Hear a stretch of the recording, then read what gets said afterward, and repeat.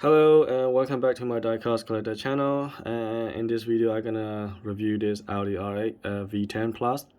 And I always wanted the Audi R8 in my collection because I have the Audi A8 Q8, and the only thing missing is a R8. So I want to get one of the R8 in my collection.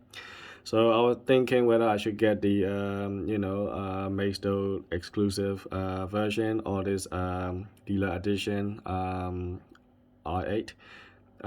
So I decided to go with this dealer edition mainly because I have the past experience that the dealer editions are sometimes genuinely better than the actual model itself.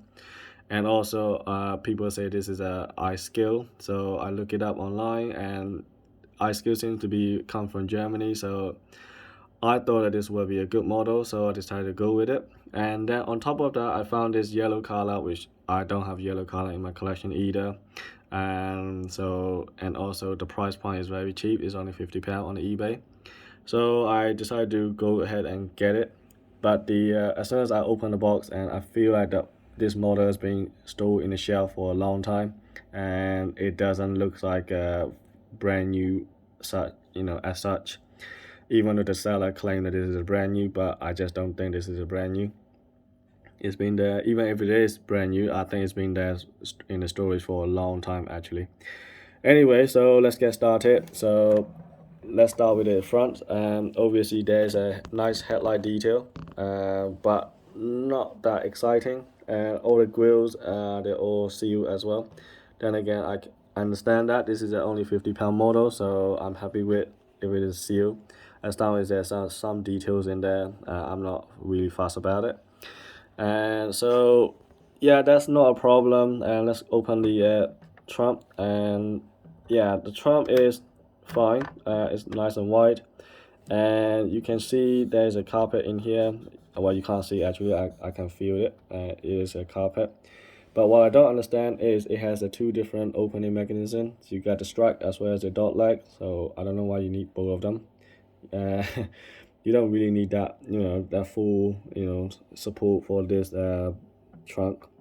Another problem, this is the problem number one, I would say. As you can see here, when the trunk is shut, the boot is shut, and you can see it keeps scratching. So I only opened a couple of times and it's already scratched, and I think this is already scratched before. Yeah, so over time I think all the yellow part will come off in that corner, which is a shame. But it's a design fault actually. It's not a model fault. But anyways, problem number two that I'm about to get to. Now the wheel. The wheels looks nice, and brake disc and caliper, which is nice. You can see R8 performance in there, which is good. Alloy is nice. The problem I'm having is the front tires is very thin. And on top of that, you can see it doesn't actually shut properly. It doesn't seal properly with a ring, and you can see the little silver pin sticking out. And I thought it's just one wheel, and unfortunately it's on all four wheels. So let's check the rear, and you can see here as well, you can see there's that some silver pin sticking out, which is really disappointing, I must say. I've never seen it in any motor car. Even a Bburago or Maisto, they don't have this problem, and they are supposed to be the cheap, brand. And that's problem number two. And problem number three is obviously, yeah, the thin tires on the front, which doesn't look realistic at all. In a real car, I think it's fairly substantial tires in there, but in this one it's very, very thin.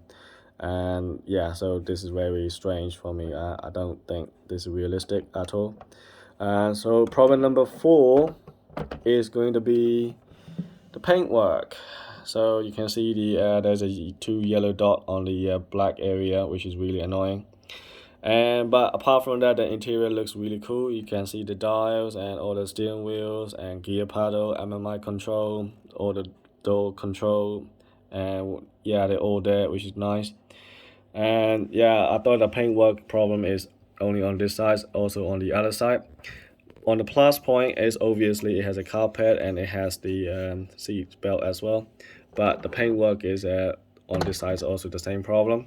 You can see there's a yellow line on the black area, as well as the couple of yellow dot on there as well, which is really, disgusting. They didn't put really attention to detail. And yeah, so I think they just do it quickly and they don't really look at it. And yeah, that's a problem in this model. And you can see that they don't really put too much effort or attention to detail in this one. Just get it done and get it over and done with, and then put it on a production line, and then goodbye, basically, which is not good at all. So that's the problem. And there's another problem. Oh no. This car has so many problems. I'm really regretting it, buying it in the first place, but then I don't have any other choice. They don't have a lot of die-cast Audi model. I always thought that when you see the rear heat line on the windows, I thought this is gonna be a good model, because only good model come with this kind of thing. And from my past experience with the Aqua and the Lexus, but in this one is not actually. And the whole thing that is actually open is the plastic piece, which is ridiculous. I am speechless. I don't understand why this whole thing will come out. It's only open this tiny little plastic panel that lift up. And as a result, you can see this is very thin and very nasty plastic actually. When you shut it, and it doesn't even shut properly. You can see it's like vibrating everywhere. And the engine detail is good, but this is not acceptable on this kind of cheap plastic around here. And again, the spoilers, and I thought the carbon fiber effects is gonna save this model from disaster. Actually, the carbon fiber effects are also not that good, I have to say. I think that my Mercedes AMG GTI is a lot better from the Norev. Obviously, LCD is way better in terms of the carbon fiber effects, which is the best carbon fiber I have ever seen in a motor car from the LCD, which is really cool.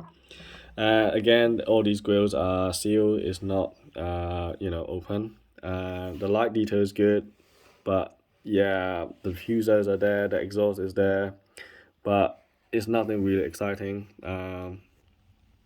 Yeah, so this has quite a lot of problem. And oh, there's another problem I gotta mention. uh this is really not a good model, I have to say. But then again, it's only £50, so I'm not gonna complain too much. If this is at £100, I'm definitely gonna return this. I'm not gonna keep it in my collection at all. And another problem is when the suspension is a bit high. So on this side, it's not a problem. When you move the car, you can see all the wheels are moving.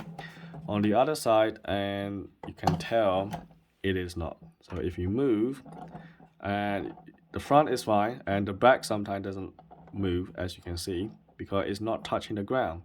And you can see the whole car is like, yeah, it's not stable. One side is a bit high, and the suspension on the back is nicely kick. The front doesn't.